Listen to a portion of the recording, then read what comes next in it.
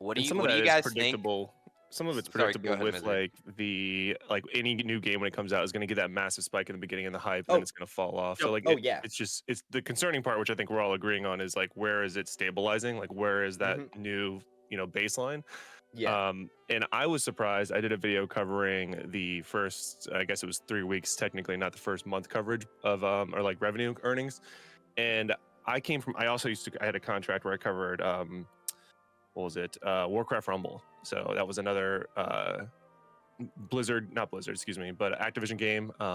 And it actually earned more than Destiny Rising in the first month by almost 4 million, which I was very surprised by because that game was similar to Destiny Rising in the sense of like how free to play friendly it was, or in the article that I was covering was, maybe too generous. Hello? There we But go. it is Sorry, guys. interesting the baseline being a lot lower than what I would have thought, because the game as an entity is fantastic. Like at a baseline, like the game is incredibly polished, but it does have some growth opportunities for sure. Absolutely. Thanks for calling that out, Reaper. That would have sucked for me. What do you guys think that NetEase could do on their end? Would have to, ruined my help, recording. Like especially smaller creators. Like should they be feeding out more sponsorships to the bigger creators so that more people are like hooked on the game and stuff? Because it kind of, at least to me, kind of feels like there was that first wave of people that saw the game and hopped in, but now since I'm not at least seeing as much of an ad push on their end for getting like even when they had the phase members doing the collab and stuff, there's not as many new eyes on the game and stuff, which I think if they got some folks in with bigger numbers, they could keep growing that new audience, which is just better for the game overall. I think they need to make a decision on the path they want to take. Like, are you promoting to 100%. gacha players, or are you promoting to Destiny players? Because they need to decide on one or the other, because mixing the two isn't going to make for a good promotion effort. I was going to say I feel like most of the time. same Oh, thing. okay. No, you go. So you guys don't think that combining both the Destiny player base and the gacha player base is a good thing? I think they hate each other, honestly. It No, just doesn't well, make hold on. sense. So to be fair, I don't think that combining them is necessarily a bad thing. They do run kind of counterintuitive with some mechanics, right? But the issue is that they're clutching pearls when it comes to some of the gacha mechanics, some of the heavier gacha mechanics, like really restricting mats and resources and slow power progression and grind.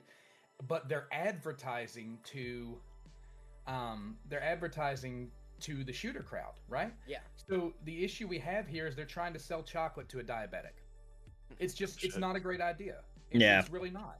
You're trying to they gotta be just trying to reach out to more actual gacha creators. I feel like every single sponsorship like deal that they done, it's to either Destiny players, which they already kind of had.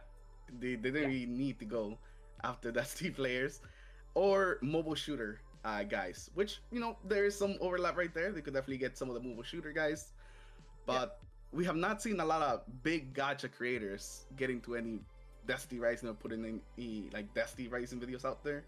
Yeah, other than Imtash, I haven't seen any gacha creators that even remotely gave this game a glance, and that's sad. And I think the only reason he gave it a glance is because he has obvious Destiny history before he switched to Genshin.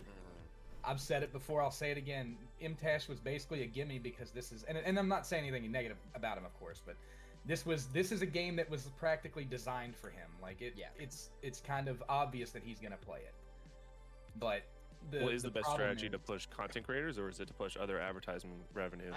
Personally, I feel like the best strategy is just to make the game super good, and that way you just have people talking about the game, because the best advertisement is a satisfied customer. Yep. Word of mouth. But the other thing that I think they could do that would more than even marketing at this point, that would massively improve things, is they've got to be more vocal.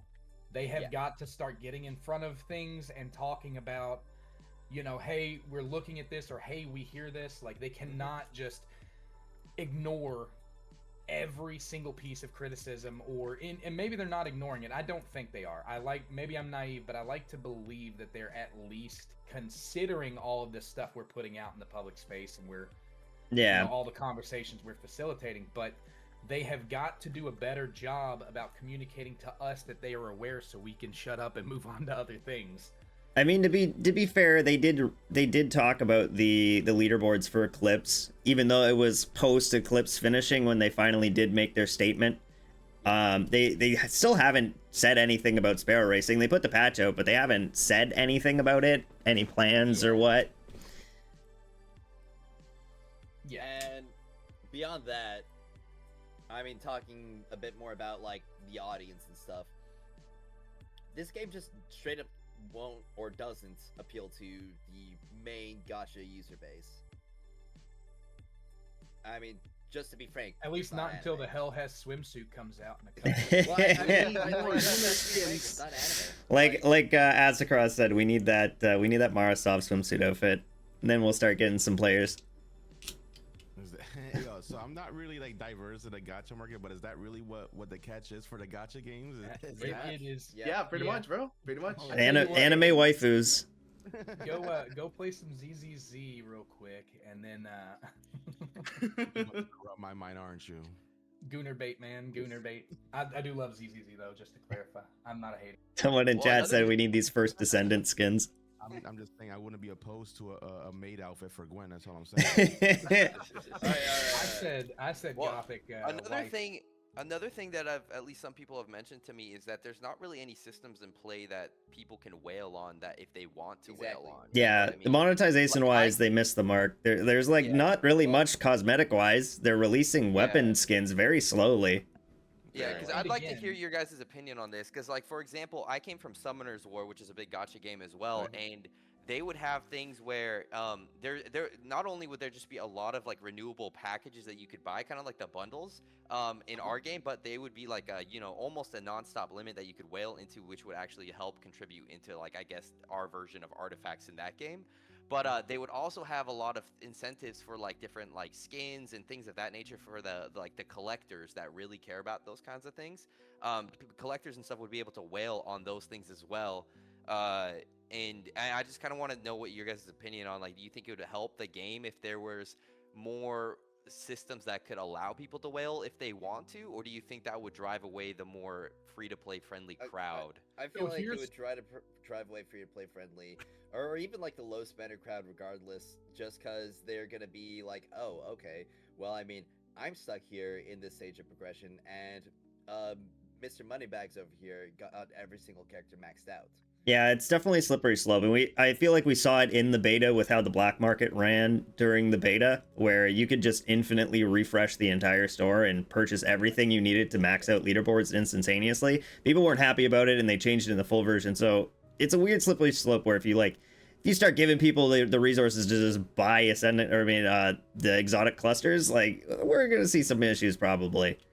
Absolutely. Well, like there's a few different strategies they could do. So like, again, I came from Diablo Immortal, which is heavy pay to win options. You can literally just dump a whole credit card and cap it to get enough power and just be infinitely stronger than anyone else. Or there's like Call of Duty Mobile, where you literally, it's more skill based, but there's a plethora of different tiers of like cosmetics you can buy, and people still drop $300 on a pull just to get that really fancy skin. Yeah, I think either way they just, I think it was your original point, Nova, they just had to pick what they want to do and then just commit to that strategy. I mean, if they wanted to, I feel like going cosmetic only is going to be the best route for monetization. I agree. Forward. Yes, they want to take a route from Bungie, just start charging people for some fancy ass emblems, and they'll start making some real bank off emblems. So here's the real problem that we have here, like, because it's not as black and white as I'd like it to be, but the problem is a situation of identity. I think we need more whaling options, but the real question is, how is that, like, I guess we have to look at the root of why it's not in there, right? And the reason that there's not more whaling options is because they want this game to hardcore appeal to the audiences that are not gacha players. Yeah. But they want the gacha players to cost. So they want gacha player money, but they don't want gacha player uncaps. If that makes sense. Yeah. They're putting restrictions in that aim to make it fair, because they don't know what they want the game to be, and that's a huge problem. It's the reason that I made that entire video where I said, here's what I'd do, right? Because they have to pick a side. They can't keep straddling the line. And if they continue to, it's only going to get worse, because right now Destiny 2 is in horrible shape. I mean, it's the peak cap, and I'm not even trying to hate on the game. I've put probably, oh god, not even counting the hours. I every single time there was a season launch, I would put $100 to $200 in for cash shop items, right? Every single time. Oh yeah. I was a big spender over there. I bought the game on part of the issue? Do what? Do you think that's part of the issue? Is that because D2 is in such a bad state, it's impacting Destiny Rising now? Oh, definitely. Like for sure. Remember that 70% drop in viewership that I talked about before? That maps directly onto Destiny 2 according to a recent Sweatstick. Oh, really? Wow. Yeah. And I'm not going to lie, right? Because the thing is, this is the other thing. It's turned into a situation where the D2 creators nowadays, a lot of them are just saying, if you don't like it, leave. How's it going, Jordy? And complaining, and I can welcome get to it. the stream, it's buddy. Not great on you when you've got, but when you tell people to go somewhere else and then they go somewhere else, it's a ripple effect. That's what happens, you know. That's why, as a creator, one of my things is I'm going to try to elevate even the voices I don't agree with as much as possible, because there's different perspectives on it. But in order to actually like bring this back, Destiny Rising has to somewhat separate itself from Destiny 2. They have to. The name is not doing them any favors anymore. Right. And you know, the first route to that, they have to pick an identity. If they want to be a looter shooter, be a looter shooter. But you have to commit to it. Yeah. And that's just my opinion, but no, I'm pretty sure everyone here agrees that there has to be a point where they have to go after just one audience instead of trying to tackle on just two very different types of audience that don't really. Neither of the audiences are actually getting what they want. Yeah, and they put themselves in a weird place, because basically everyone I've talked to has either said one of two things. They've either said, what the hell is Destiny Rising? I didn't even know there was a new Destiny game. Or B, I'm never touching a gacha game. I just hate the monetization system. I love, the game looks fun, but I'm not touching it because I don't think the monetization system is good. So we've talked a lot about, like, you know, I think we all agree that there's an identity problem. What identity do we think is best for the game and the community based off what we currently have? Shooter, 100%. Yeah, I feel like we're all gonna say that because we all don't like the gacha system. 80% or more of this audience is Destiny players, whether they're like Destiny players and gacha players, but predominantly like they're Destiny players or previous Destiny players. Yeah. And that's the thing, like, Bungie has shown that Destiny is a profitable series, and you've made almost a better Destiny than Destiny currently is, so you could definitely some way make it profitable without making it a horrible gacha system. Yep, right. And what's going wrong? Somebody asked in chat too, and I'm not fully aware because I haven't played Destiny 2 in probably 9 years. What is wrong with Destiny 2? Like, what is... Oh god, where to start? That's a whole separate video. That's a very long discussion. I'll try to summarize. They created this thing called the Portal that basically takes every activity and puts it into one thing. And they made gear for that portal called Portal Gear, and that is pretty much everything that drops. They lowered the power grind to like +1. Now I think it's up to +3 or 4. Light per drop, and then they reset everybody back down to 10 light, and the cap was 450 for a while. Now it's up to 550. So it just the gameplay's monotonous. 90% of stuff is basically sunset, because if it's not in the portal, you can't get power gear from it. So that's the real problem. Is they basically did a soft reset, and people are just not pleased. Also made everything way too fucking difficult. Yep. Yeah, the activities are no longer. I literally can't. Like, if I want to grind for power and gear, I can't play with my wife anymore. Like, she just like going into a grandmaster with my wife. Like, it's not happening. I want to play Destiny and I want to feel strong. I want to feel badass. I don't want to have to struggle and fucking sweat my ass off for like 20 minutes straight every play session. Anyways, back to her. I think we should. -90 for a +1. Yeah. Yeah. There it is. That's what I was looking for. Yep. And they just put mandatory deltas into place starting next week. So. That's basically they've made it difficult. That's all. Yeah. Well, it's more than that, but I mean, even the big content if we were going to be talking about all the issues, we'd be here all day. Yeah. So I feel like this is a good segue into the next topic, the poor material income / high material cost in Destiny Rising. I just want to see mythic quality materials and basic loot pools. Just make it like a fucking 2% drop chance or something. Anyway, I can sit there and start grinding. Yeah, they gotta rethink the pinnacle system. 100%. I've said it multiple times. There are so if you look at other gacha games, there are say 100% items, right? 80% of those are grindable through, you could use your quote unquote pinnacle energy over there, but you have the ability to gain more pinnacle energy. And 80% of them are grindable. So the only things that really aren't are like the high end talent tree and stuff like that items that you can get 3-4 times a week. Right. Well, they have 20% of the materials grindable in this game without pinnacle, and the other 80 are behind the pinnacle wall. Mm-hmm. And then in addition to the 80 being behind the pinnacle wall, we get 50% of the pinnacle energy that other games offer, because other games will give you, 240? It's one every 6 minutes. Yeah. So we're getting less. There's more locked behind the walls, and the sources for things are varied. Like if you want to level a weapon in Wuthering Waves, you go to the playlist that drop items for weapons, and they generally drop 90% of the items you need to level that weapon. But if you want to level a character in Destiny Rising, well, now you've got to start with Chiefs if you don't have them, so you got to go to Legacy, and then you've got to go into Chaos in order to get your fruits, and then you've got to go into, you got to go into Calamity Ops and wait 14 days to get some of your clusters, but you need 18 of them to finish. I mean, it's just, they need to take another pass at where things come from, how often you can get them, and how grindy they are, as well as the energy system. I might have a hot take, so please check me. Is it because? I would love to hear it. So I'm going to start this hot take with I don't think that what we have is good, right? I'm agreeing with what you're saying, but is it because there isn't a clear end game, and they're concerned that we can just rush and be done with the game, right? So like right now, if we had more ability of getting more resources, are you just maxing out a character, and then what are you doing? Do you think that's their concern, or is it truly just a system that we need more to level up more? I think it might just be like they don't. That is a bit of a concern. I think, yeah. And somebody else want to go first? Yeah, I think they just don't understand like the Destiny player's mindset. Like, I want to just have the high level characters so I can play all the different characters, so I can just grind and enjoy the activities as them.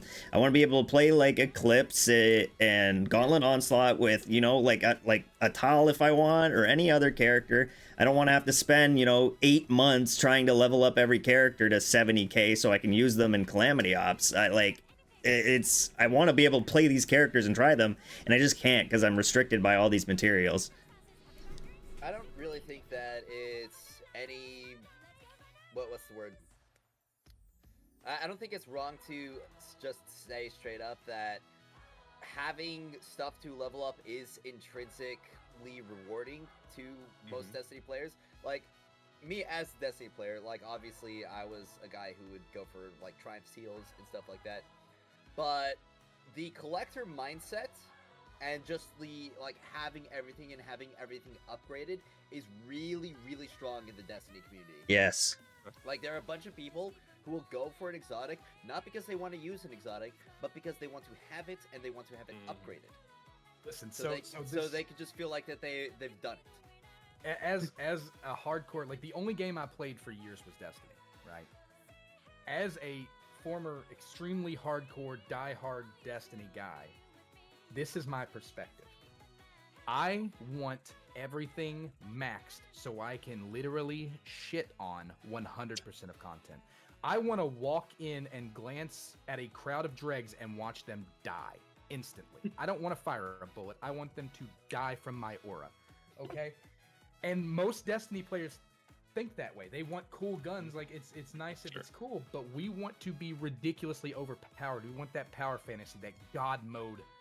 I am a lion looking down at ants type of feeling. And this game actually nails that when you overpower for things. I've seen. So the only problem is that, like, and this is the biggest thing. Let's say I'm grinding and I want Royal Contravene because we got Hellhest coming out.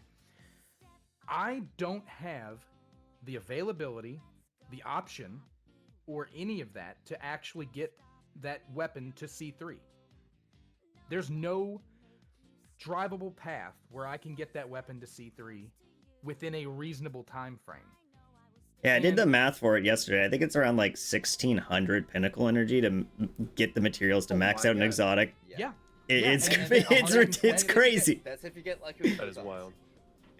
And the thing if you is, get lucky with photons, because if you don't get lucky with photons, then you have to add on all of those black market coins. I have never gotten a photon to drop. I have only gotten a punctually one. I've bought all of mine from the black market. I think it's what you need 7 to max out. Yeah. So 1% chances per exotic.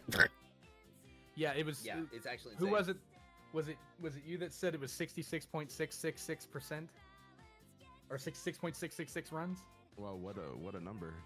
What a number, yeah. What a number. Yeah, they're the bane of my existence. It's not shocking, right? But the thing is, a lot of people, especially if they get a cool gun, like, we're not talking about 3 to 5 exotics here. We're talking about 20, and in theory, there's going to be at least a couple more coming with each update. We know there's at least one more coming. Yeah. So I mean, I don't know, man. It's one of those things, like, you just. So it's the real goal is, as a player, because I have very limited experience in Destiny. Yeah, I was thinking about this the other day, and I was like, what is it a pinnacle problem? Is it a grind problem? Is it a lack of an end game that we're lost on? But you're thinking like the general community just wants the ability of easily maxing characters to get that sort of power. Well, not easily, no. Well, not easily. Yeah, they just want to be able to do it. Yeah, we just want to be able to do it. Like, if it takes freaking 20 hours to max out a character, or hell, even if it takes 40 hours to max a character, people will do it. Yeah. As long as there's a clear path, right? Like that's as long as there's a clear path, and it's not like some really asinine bullcrap, kind of like how Singular Chaos is right now. Yeah, like we're talking. I believe we're talking at least a month per character at the moment, which is. And that's just for the material costs. Yeah. Even to get them to like max, that's just to get them to like base 200 artifacts, a fully built exotic, and their relic as well. I have a question for you guys. Do you think if they swap Expanse and Calamity to weekly instead of bi-weekly, would it be a huge fix to the problem? I think it would help.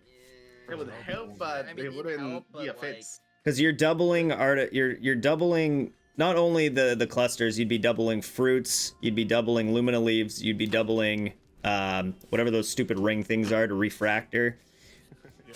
You'd be doubling all that in the Expanse per month, but I'm really hesitant to say just move it to a weekly thing without also just addressing the rest of the material income stuff. Yeah. Because you also have to remind yourselves that we have to be casual friendly. I know pretty much everybody here probably isn't a casual player, but we still want our game to be casual friendly, even if it isn't a casual game.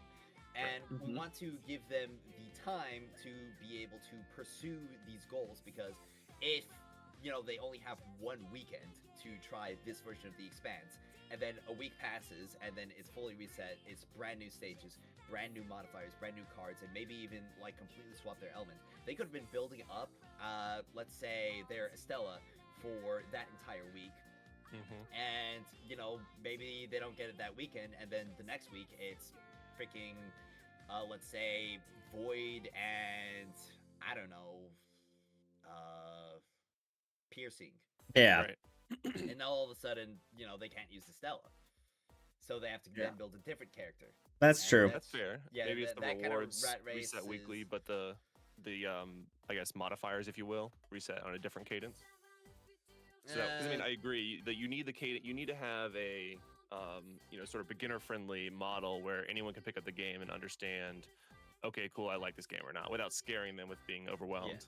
And I think we're close to that right now with how many different material upgrades there are, and that's without even knowing how impossible it is to fully upgrade something. Yeah, too many materials. I feel like also I mean, if you're adding the looter shooter aspect to this game, you can't have a looter shooter and cap people from looting, because at that point, you know, you're scaring away the looter shooter player base, because it's like, well, I can't really progress because nothing that I'm getting, the basic rewards don't mean anything. You need the rewards that are from the pinnacle energy. What Destiny players love seeing the number go up. Oh yeah, big number go up. Big number go up. Monkey brain happy. And someone in chat is even talking about. Someone in chat's even talking about just being able to refund our exotic materials. Like, say, you know, you dumped into a character. If you're a casual player, you know what I mean? Okay, but here's the deal. Like, I would much rather just have the ability to build multiple exotics rather than just like shuffle around my materials, because that's ultimately. Agreed. If they had a system in place that made it easier to just have multiple exotics built, I'd take that any day over having to like, min-max all your things into one. But at least at the moment, as it stands, it feels like the exotic infusion cores. I'm like being fully free to play and stuff. Like I'm so down bad on those on a weekly basis that it's just like I have to like spend all my pinnacle and legendary missions to like grind those 4 at a time. You know what I mean? I feel so they were able to 4 at a time. All that pinnacle energy's worth it. It's probably not, but your boy needs exotic infusion. I mean, I'm just gonna say straight up, if Pandora was not coming to me daily with 40 cores and a photon, I would not be anywhere close to maxing out my Mahamiri. I feel like if they were to take that route, you're just having people playing inventory management the game. Like you're not even like you're gonna spend more time in your inventory. Like, okay, I want to play this activity that needs this character. All right, time to take everything off Tan 2, swap it over to the other guy, spend 15-20 minutes moving all my resources over, and then you want to go to the next activity that requires, you know, instead of Ningfei, it requires, you know, Gwen. You're just gonna take it. I feel like you're just asking for people to be playing inventory management at that point. Like you are losing a bit of resources every time you reset. It's not a lot, it's like 10%, but you are losing 10% of the infinite glimmer I have. Yeah. So I feel like now we could move on to the next one, which I feel like moving pretty cleanly into that. The terrible RNG on basically everything. And I have listed low artifact drop rates, refactoring, just that entire system. Yeah. Exotic mods in general, decals for some reason, photons. Decals. The artifacts are real bad. Yesterday I think I had a bunch of bonus pinnacle energy, so I had probably close to like 200 pinnacle energy, and I dropped it all in chaos.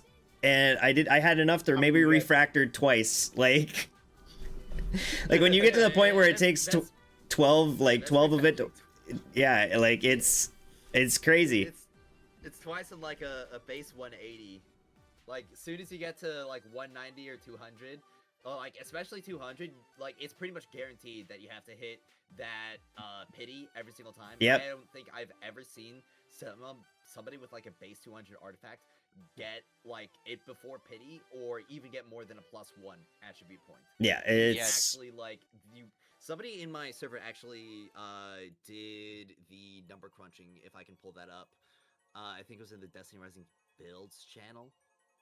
Yeah, it's insane. Roll up real quick. Oh, yep. So yeah, here is essentially the artifactual essence. I have it on stream right now. To take something from attribute level 195 all the way up to 220, it would take 770 artifactual essence.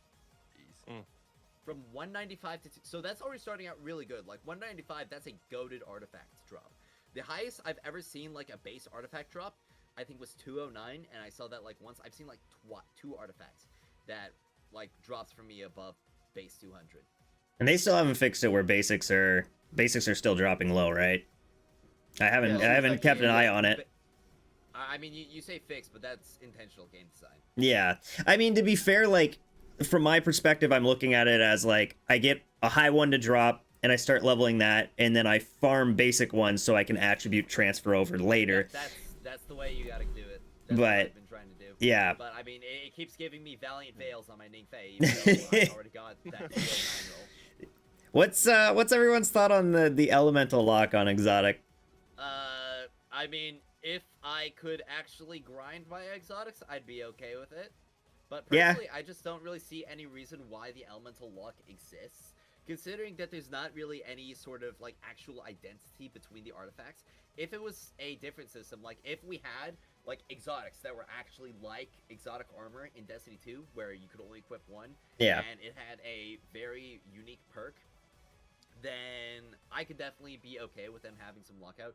Maybe some elemental lockouts, but honestly, I feel like a rolled lockout would work a lot better than an elemental lockout. I feel like that would have been an interesting system if they made it so you could equip 3 of the mythic artifacts, and then there was like one exotic artifact, and that exotic artifact had like completely different special perks, like stat effects compared to the mythic ones to make them feel more like exotic armor. I feel like it would be better to just have a separate exotic slot. Yeah. Because if we did it that way, then it would basically just be like, okay, which slot has like the worst artifacts compared to like the worst mythics compared to the exotics. True. Or like which exotic can I not live without? And I would much rather have like 4 mythics and 1 exotic that is like very exclusive, very powerful. And I already talked about some other ideas of what they could do, and it should be like some really character changing stuff. One thing that I mentioned was a void item in Risk of Rain. Risk of Rain 2 specifically. It took the ukulele, which originally is an item where when you hit an enemy, it would like spread some lightning out to other targets. But the corrupted version of that item made it so that the extra damage would just then be like focused onto the same target. So I was thinking like an exotic like that with, I don't know, like Caber or Ningfei, that'd go insane.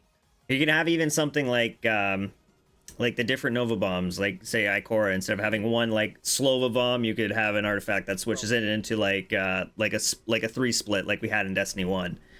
I don't really think it would be a good idea to make it like character specific changes like that. Maybe just like some general changes, because like obviously something chain lightning, that's something that pretty much every single, well, not every single character. Yeah. But it's something that a lot more characters can make use of. But, you know, obviously something like turning a Slova bomb into, like, I don't know, the cluster Nova bomb, that's just specific to Ikora. True. Yeah. What do you talking about, like characters and things that are locked to characters? What are you guys' opinions on, like, what if they ever change the game so that any character could kind of play any weapon kit? I don't think that's gonna be possible. It would break too many things because of the kit identities. They would have to rework a lot of stuff. I definitely feel like they could open it up a little bit more. Yeah, like a choice, 1 or 2. But there would need, there would need to be some heavy reworks if they want to open up the entire system. My suggestion is like you think Ningfei is crazy with Mahamiri? Imagine giving Ningfei is like sniper rifle. Hell yeah. Yeah. I mean, I think you intended that to be bad, but I think you just kind of got all of us excited. No, I intended it to be good, but yeah. So I mean, obviously, my thing is keep it in the same family, right? Like let them. So if you've got scout rifles, what's the difference between, or snipers? What's the difference between letting them use a sniper or letting them use a linear? It's the same effect, right? Because they're both piercing. Yeah. Let them stay within the Shinka addressment types. Definitely make more new characters with multiple Shinka addressment abilities, like Finala and Wolf, but particularly a 5-star preferably. I could have been crazy, but I could have heard someone saying that in the Chinese beta, Wolf was able to switch between 3 different weapon types. Maybe I misheard someone, but I might have been mishearing from someone just spewing shit. But I could have heard someone say that only Wolf was allowed to switch weapon types at some point.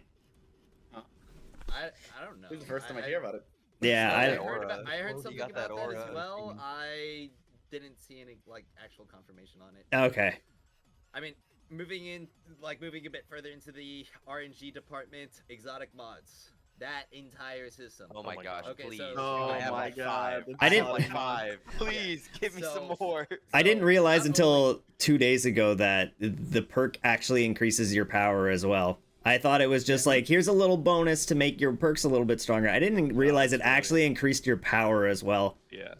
Yeah. Yep. So none of the exotic mods that I have so far actually match any other perks that I want to put them on. You poor son of a bitch. Lockdown. Yeah, so not only do you have a chance at getting an exotic mod on a weekly or daily locked out resource, being either Pinnacle Energy at an extremely low percentage, or from your frontline keys, or, you know, let's just be honest, you're getting all of them from your challenge keys. But even like right now, where I've got almost an entirely maxed out like exotic drop, like mod drop chance, I'm at 45%. There are some days where I load in, I spend 2 keys, and I get nothing. Yeah. Yep. It just completely blanks. The other issue. How many of you have gotten mod drops from the 14% from like strikes or something like that?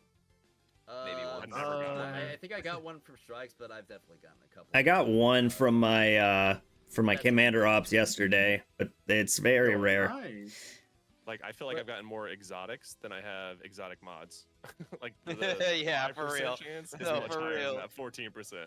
I think the other issue I have with it is that they obviously didn't plan it very well, because there's some perks that you just can't get there. Like for example, I think it's the Del 3, the Void Pulse Rifle on Tan. The God Roll perk on the 3rd slot, you can't get the bonus for it. The Exotic Scout Rifle ammo mod doesn't roll with that perk bonus. It's impossible to get. Yep, I noticed that too. And I think that's partly because it's different from the beta. When we played the beta, the mod system was completely night and day from what it I'm going to be honest, I preferred the beta system more for the mods. I did too. Yeah. But, like, right now, we're dealing with, one, it's really difficult to actually get your hands on the mod. And once you actually get your hands on the mod, then it's like, okay, did I get the right... Like, let's say you got the right mod for the right slot. Did you get the right perk upgrade? And if you got the right perk upgrade, did you get the right, random rolls? Increase? Yeah. Like, Yep. Did you get the right rolls for it? Because, like, straight up, there are some weapons where if you didn't get the right thing, or if you got the wrong thing, it's back to the... That's the thing. I feel like even without, like, for both this and, like, artifacts and artifact refactoring, I feel like even without, like, with unlimited Pinnacle energy, unlimited resources, it would still take an insane amount of time to, like, farm perfect rolls. So it's like, It's RNG on top of RNG. Yeah. Yeah. And frankly, like, I feel like if we could just grind this stuff, it wouldn't be nearly as much of a problem. I'll tell you what they need to do, and somebody mentioned this in that Reddit post that I made. They need to take the exotic mods, put them on front lines as a 3% drop on basic rewards, and call it a day. Do it the same way they do the exotic artifacts in Chaos. Period. Yeah, but then I'd have to play front lines all day. Yeah, but I got him one exotic from front lines, so they exist. Well, yeah, I got 2 exotics from single chest opening. It happened on stream, and everybody was upset about it. You gotta just use that fish buff. Yeah, the fish buff. Oh yeah, of course. If you know, you know. Yep. So, and you know, after that, I had written decals, and can I just say, like, I love the decal. Well, I love the decal system. A lot of the decals look bad. That's fair. But there are a few decals that look really good, especially with the glows active. I've seen a few people have them on with them actually look half decent, but I would say that's like 5% of the time. The other 95% of the time I see someone using a decal, I'm like, you look like you just threw up on yourself. Yeah, but so you have to, one, get the decal, obviously, and they're all single use, and it, like, if you remove it, it's gone forever. 2, you gotta get the rare drop of the exotic decal upgrade. 3, you have to actually have the exotic decal upgrade, you know, actually work when you apply it to the decal. And 4, you have to actually get the decal color upgrade that you want, because it's a random chance. Is it, I know on the lower qualities, it's like a 40% for it to succeed. Is that true for the higher rarities as well? Yeah. So when you get all the way up to getting, like, the exotic glows on it, it's a 40% with, like, 40% chance, and it consumes the materials that you use if you okay. get it. I wasn't sure if that percentage got worse as you went up the tiers, or if it stayed the same. Yeah. So they just gotta bring in shaders. Honestly, let us put decals on weapons as well. Like, that'd be so cool. I'm surprised they don't. But, you know, very tiny little thing there, and then obviously moving on to photons. I believe we already talked about photons and how bad. Yeah, we already talked about. Yeah. So materials. Next up, on the topic list, I had the very small amount of content, and that includes the current weapons available for the units. So, I feel like the amount of content that we have available right now would have been really good for a month. A month and a half? Pushing it. Yeah. I'm gonna be completely honest. I'm more than happy with the content we have.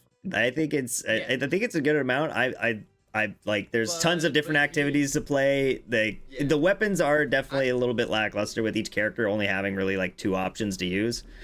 If we had better like rewards, I feel like I'd be a bit more positive on the amount of content we have available. I can sit there in chaos all day, man. You get to the point where you've gone through like your thousands of chaos run, and you're just like, man, I am so tired of this. Oh yeah, I think with the state of the materials and the pinnacle energy and stuff like that, like the amount of content that's in the game would be good if we were able to grind the materials to boost our characters up to go for leaderboard runs, because I feel like that's the bread and butter is the leaderboard runs, the calamity options and stuff like that. But we don't have the resources to get these certain characters up there. You have to pick and choose. And, you know, obviously beyond that, I had listed the amount of weapons that are available for units, because straight up there are only like 1 to 2 weapon options, and oftentimes one of those 2 weapon options are just completely bad. And it's even worse when you've only got 1 weapon option on a character and that weapon is bad. Yeah, I think Intel only has 1 hit. There's only 1 mythic hand cannon, right? Yeah. Yeah, there's one. Like Swanway, Atal, just like straight up do not have good primers. Wolf has like the biggest 5 out of 10 primary in the entire game. Ikora, no, Sisterhood of don't Ikora the GOAT, man. That GL puts in work. Okay. I can't tell if he's serious. Present fleet. I am 100% serious. To be fair, I recently ran a legendary campaign with like a 70k Ikora, and I was like, man, this actually slaps. I'm going to assume you borrowed that 70k Ikora, right? We got the fucking bonk emote showing up in chat already.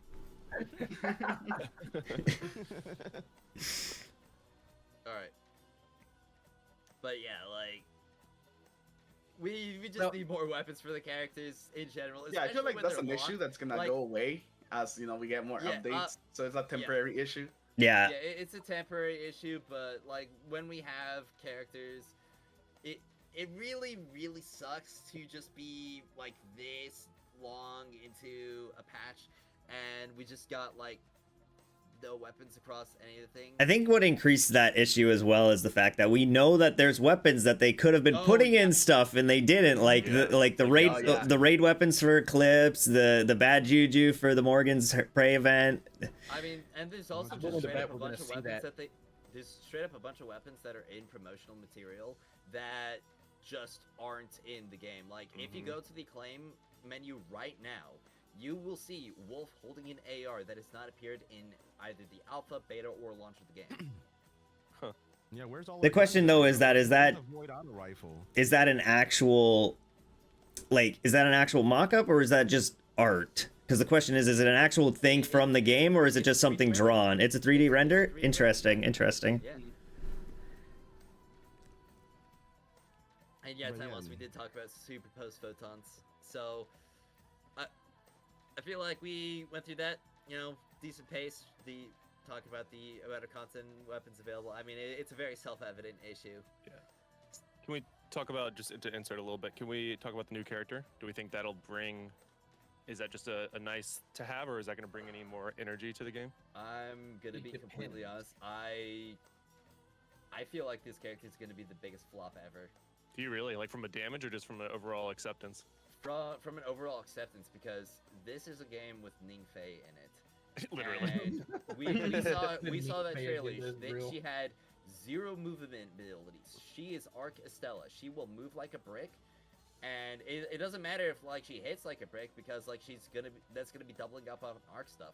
Like you'd probably just be better off running 2 Ningfeis, like a Tantu or an Umeko in the upcoming Calamity Ops. I mean, she's probably gonna be good in her own expanse. If I don't understand why they did 2 summoners back to back. Yeah, that's crazy. Yeah, And the other thing is that she is using very, very uncommon weapon types for like units. For sure. I mean, for one, like brand new weapon type bow. So nobody's gonna have any bows, and very few people are going to be having. Well, I say very few people, but there aren't going to be as many precision mods rolling around in people's inventories. Yep. Agreed. So it's going to be a huge investment to build her up, especially especially when there are other characters who will probably be able to deal with piercing Sheikahs. She's going to have to do some like really, really crazy stuff, because if all she does is like buff damage, or like have crazy good clear and buff damage, like people aren't really going to need that, especially if you have to either like relent on being able to break more elemental shields, or relent on being able to like run 2 Ningfeis. Because like right now in the current Calamity Ops, people aren't even running a Stella anymore. They're running 2 Ningfeis and a Yolder or a Gwyn. Yep. So we're both good in D2. Like, is that going to be part of the issue at all? Do you think? I mean, they were never really that great. I think they were more fun than great. There's been a few great ones like Le Monarch and a few others, but Trinity Gold is coming to this game. Yeah, but to be fair, like every character can do Chain Lightning, so it's like, what really is Trinity Ghoul bringing to the table here? Exactly. Like Trinity Ghoul was great before we had like every single character and ability being able to clear an entire room with red bars. Right. Yeah.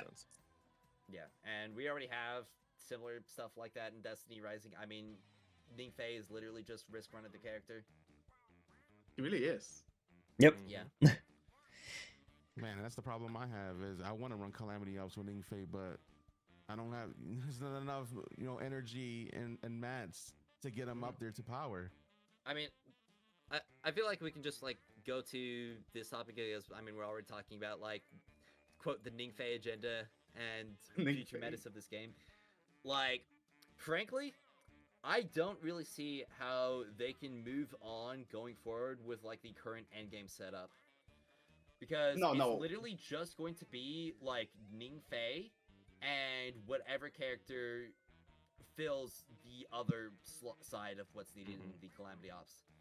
I agree with that. Someone's saying they have footage of a wave frame grenade launcher with Ikora. Oh yeah, that's from the beta. It was usable it was usable in a what's it called? I don't remember that from the beta. It was usable in a character trial. Oh, interesting. It was either the character trial or the tutorial. It was a wave frame grenade launcher, and I believe we also like saw some knowledge about the Foundry, and that's some spoiler stuff. If you know, you know. Yeah, I think a wave frame for Ikora would be weird, especially if you have to deal with flying enemies.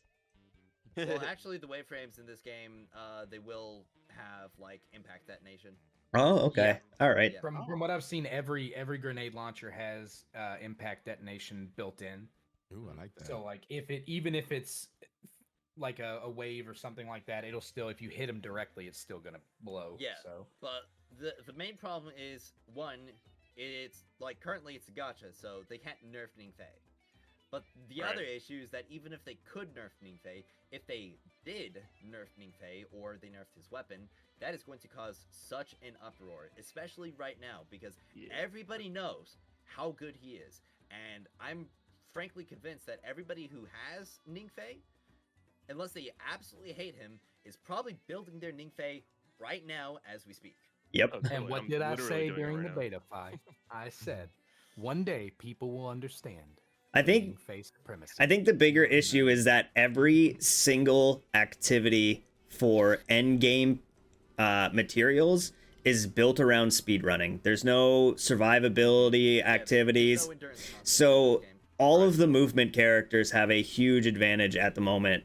There's nothing to say like an activity where Tan2 would be amazing because he has it would allow him to survive longer than any other character. Or like a Yolder with her insane defense or healing. It's basically just like, go fast or don't get anything. Yeah, I mean, like, even in the current expanse, which, like, the current solar expanse, which is heavily shielded towards Estella, they've got ability cards, they've got, like, freaking multiple spots where you can you're literally just standing still on a plate, or defending an area, like you're not doing any movement whatsoever, and Ningfei's are still gapping her by like an entire minute or more. Oh yeah. Yeah. I'm literally doing it right now too. Yeah. On Ningfei. I mean, even in the Void Expanse. This man. Like, there's a Ningfei topping the leaderboard in the Void Expanse right now. Yeah, I think that's Clay. Yeah. Yeah. Yeah, that's insane. Frankly, I don't really see a way that they can continue on with the current model of the end game without, either, doing something that's going to like really piss people off, which is either like nerfing a character or a weapon, or, like severely power creeping. Agreed. I think there are both those things would immediately kill the game, like straight up. I think their other main option is just adding in other end game activity requirements besides speed running. I mean, that's what happened in Wuthering Waves. They had primary content, which was essentially just like, how fast can you clear the boss? And, there were a bunch of characters where AoE was a large part of their strength, so what they wound up doing is they wound up creating a separate endgame, which was more focused on AoE content, and how much damage that you can deal to a group of enemies, like waves of enemies. Oh, thank God Ningfei's not good at that. Well, I'm saying specifically, like, that's what happened. No, I know.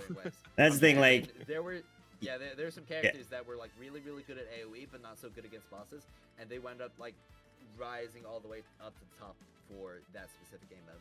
And looter shooter players love their horde modes, like... Oh, yep. Oh, yep. They love them. Yo, I would love a horde mode. Yeah, yep. Sick. Like, if we get a piece of content where it's literally just progressive waves forever, and, like, the goal is to get as many waves cleared as possible, and the enemies are always increasing in difficulty, like, they're dealing more damage, they're more aggressive, like, they get extra modifiers on them. To be fair, we've already seen that and how that changed the leaderboard, kind of. We had Morgan's Hunt, and the top leaderboard team was 3 Estellas, so, like, it does change things up. God, I love that event. I didn't love the rewards, but I love the event. Yeah. Well, I think the rewards were good for the first 15 chests, and then it just falls off too hard. Maybe I just got unlucky because I didn't get shit. Oh, really? You're guaranteed that one ties exotic. That ties into another topic that I had, which, skipping back a little bit, talking about the terrible event rewards. Yeah. Yeah. I think Morgan's was close, but yeah, Morgan's was the closest we got to good event rewards. It was a step in the right direction. Yeah, it was a step in the right direction, and then immediately after we get 12 artifactual essences and 10,000 glimmer. Yeah, I cannot believe that was actually there from Morgan's Prey. Yeah. Like, it's not even a significant amount of glimmer that would be like, okay, you know what, like, it's a free material, but they're giving people so much of it that, it's gonna make it so they don't have to worry about grinding it. It's 10k. Yeah. It's 2 basic claims in Morgan's. It's less than 2 basic claims in Morgan's Prey, right? Because 2 basic claims in Morgan's Prey gives you 13k. Like, we got freaking, like, essentially like 20 pinnacle energy, because, like, if you spend the same amount of pinnacle energy that would take to get the artifactual essences in Chaos, you'd be getting, like, high stat attribute exotics, and you'd also be getting elemental fruits. So you essentially get, like, 20 pinnacle energy and, like, 10 minutes of basic claims. Yeah, this event really showed, like, to be fair, how much they improved. The improvements have to be in the events. I believe there's supposed to be an exotic sparrow in that shop that's going to go in later. Yeah, that's going to go. Yeah, it goes in next week because there was some type of glitch with the way it was rendering or something. I don't remember. Yeah, but even so, like, just it's like one reward for an entire event slot. Because it'd be different if this was like an event that was running alongside like a bigger event. Like, this was a side event. But no, this is the primary content that was being released for this final week of season 1. Not even final. Is that last 2 weeks? This event runs 2 weeks as well, right? Well, yeah, or final week of Act 1. Yeah. But yeah, like 2 weeks, and the rewards are like that. And not only that, and exactly the same as it comes to like the previous like leaderboard events, all of the cosmetic rewards outside of this like animated emblem that we've received for like leaderboard achievements, they are all temporary. They will go away. You will not be able to keep these. The chat frame, the Morgan Spray chat frame, like probably, like who cares about this? Like, who's gonna be, I don't know, like freaking 2 months later into the game being like, oh man, the Morgan Spray chat frame is so cool. Like, I'm so sad I missed out on that. But, like, nobody even has the opportunity to do that because it's like, oh, well, I mean, I had the Morgan Spray chat frame, or the Morgan's Hunt chat frame, and, 2 weeks later it's gone. Like, yeah, it's I don't know what they're thinking with that. It's literally the opposite of FOMO. It's, yeah. like,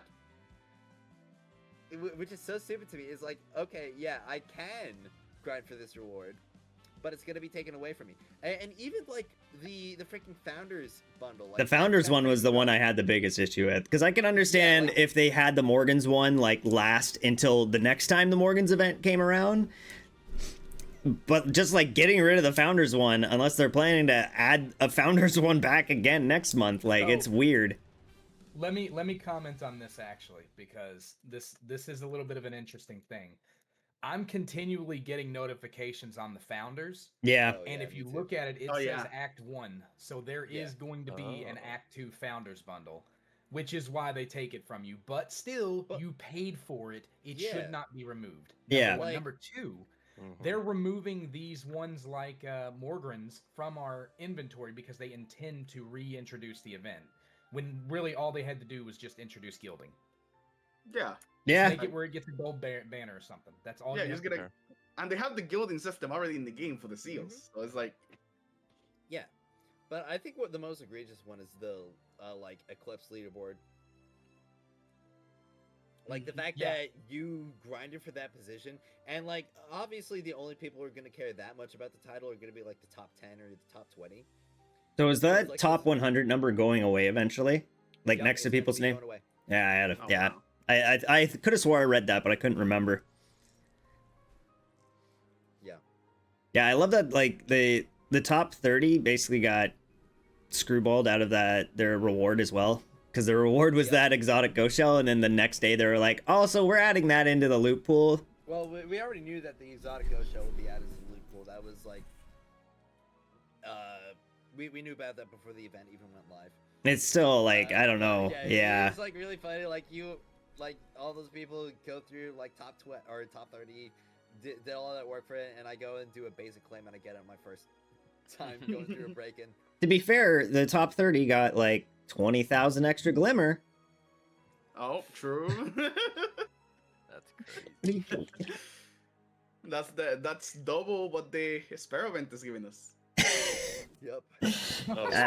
Also talking about like the spare event, the fact that we don't even get a pull, like not even a single standard. They're being very stingy on pulls. And it's because the gacha system's so generous. They're being like that too. I almost exactly. That's why basically every single gacha creator who will say like, oh wow, yeah, I mean like they got rid of the 50-50, or like, this is when it comes to gacha games in general, not specifically Desert Rising, but when they talk about like gacha systems, they always warn players whenever they see something like, oh, they got rid of 50-50, or they've got a very low pity, because every single time like something like that happens, it doesn't really matter how many pulls it takes or how low the rates are or how high the rates are, if you get enough pulls regardless. Because like when it comes to freaking Wuthering Waves, you get like 100 pulls or so per patch, and that's pretty much, or like some people even get more pulls per patch. It varies obviously, but most people don't have issues like getting a limited 5-star every single update. That's the thing, like it might not be the limited 5-star you want. Well, hold on, limited is the key there. I have lost every pity I've ever done in WUWA. So yeah, except for one, except for Yuno's the only one I haven't lost. I just won her the other day. So I get this rolls back to like the whole marketing towards Destiny players instead of gacha players. When you have someone who like me who comes in who's barely touched gachas before, I played like Genshin for maybe a week when it came out. Like this system is fucking disgusting to me. Like, and especially like it's not as noticeable on my main account because I'm gonna be fair, like I whaled all the journey bundles. But when I started my free-to-play account, I still haven't pulled. I've been playing it for like probably over like I don't know 3 weeks at this point, and I haven't pulled a 5-star yet. I haven't pulled from the I haven't gotten a single 5-star from the event banner. Well, yeah, Joe, I've been free to play since the beginning, and I still haven't even hit my 180. Yeah, I haven't even hit my 60. So like it's not a good spot for free to play players, that's for sure. Absolutely not. One of my friends, Ryan, was put together all of the Lumia sources from like everything on like a low spender perspective for like 60 pulls for a T0, okay? And including the Tree of Life's Blessing, which adds, I think, like 15 pulls a month, you were still only getting like 51 pulls, including the Tree of Life's Blessing. So a free-to-play player is getting like 35 pulls a month. Like, that's crazy. sans events, like minus events. But even so, like, we can't even really like take events into account, considering the fact that like the 3 events that we've gotten so far, only one of them actually gave Lumia leaves. It was only 300 Lumia leaves. It's true. Yeah, the fact that the Tree of Blessing also doesn't even give a pull a day is it's something else. Yeah. But if Pokemon can let me open a pack of cards every day, I think this game can let me get a draw every day. That's a good comparison. Yeah, I mean, one draw a day is not going to hurt anybody. I mean, it's still 2 months to a fucking guaranteed, but like compared to other gacha games that I've played, the polling system is actually decent. It's pretty good, actually. That's the thing when I mentioned this. Yeah, I've mentioned this before. Like, the polling system in Destiny Rising is actually pretty good for like a low spender. However, it also kind of just ignores like all the other stuff, like over here when it comes to like the gearing system in this game, and how if you're not like spending money on your keys, and if you're not spending money on your pinnacle energy, then you're in like really tough spot. Yep. Yeah, free like keys are just nasty on free to play. I can't imagine trying to grab exotics on a free to play account. Yeah, I mean, like, there are some people, like, I had somebody in my chat the other day say they spent like 7 keys and have gotten 0 exotic mods. Jeez. Yeah. Well, obviously, next up we've got like, can this game even continue as a gacha? And this was like directly after the future of the game metas. So, you know, like touching back on how it is right now with like Ning Fei and other units who can frankly just like clear or are like just that top of the line of meta. Like, could they even go forward in this game, like in a sense where they can actually be selling units as a gacha game with characters like Ning Fei? Because I said already, like, they can't nerf him because that would like kill the game, and they can't power creep him immediately because that would also ruin the game and like make everybody quit. So let me ask what you mean. When you say, can this game continue as a gacha, do you mean exclusively as a gacha, or do you mean can we improve the system but still keep some gacha elements? I mean, let me throw my proposition out and see what you guys think. And I mentioned this in my videos a lot too, but here's my proposition. Every player logging in, you log in when the banner's live, you get a T0. Period. No ifs, ands, or buts. But to get that T0, you got to complete the character quest. Now every player that plays this game is invested. They're going to log on every expansion. Period. We're going to give you 10,800 Lumia leaves per patch. And the way we're going to do that, because I actually discussed this with some of the viewers, the way we're going to do that is every time you cash Pinnacle Energy, you're going to get Lumia leaves for the activities. As long as you're cashing yellow Pinnacle Energy, you're going to get Lumia leaves that match the energy you burned. That gives you the potential to earn 120 per day, just on energy alone. So there's that. So basically, you can get a T1 and you'll get the T0 for every character for free. Move the cosmetics onto the banners.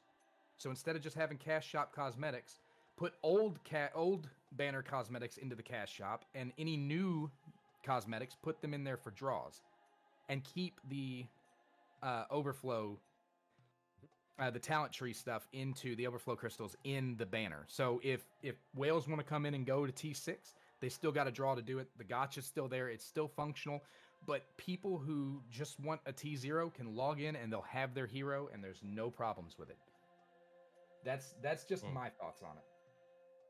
Not bad. I feel like moving the cosmetics might be a little bit too, like, because they still need to make money, and cosmetics are a huge revenue source for them. I feel like putting cosmetics into the banner, and I feel like I'm more than happy with cosmetics being the store.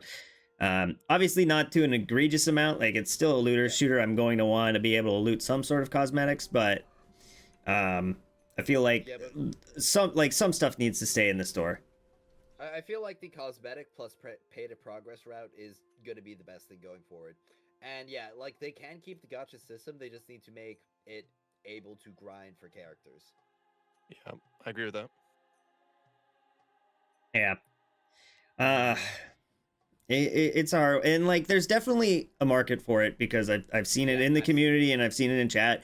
There's not a market for like this new character coming out, but there's plenty of people who are like, yo, you drop Osiris, you drop Fellwinter, I'm spending my fucking bank account getting that man. Yep.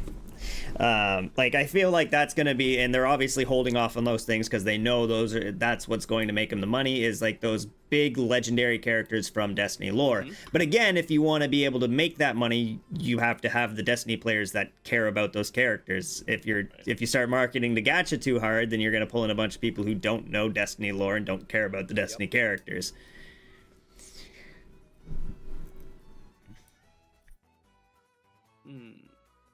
So who's Fellwinter? And there we go. We got ourselves a gacha man. All right. He's the hologram on the new character's arm. I got that. Somebody says, isn't ZZZ, or Brandon Ray 22 says, isn't ZZZ having a problem right now with Hoyo trying to force people to go for the new units dropping? Wouldn't that happen to us as well? I'm not too caught up with the CCC stuff. Anybody else keep up? I mean, like, this is the only gacha game I play. To like just pull the new unit for like the new content, that's just gacha in general. Like every single gacha does that.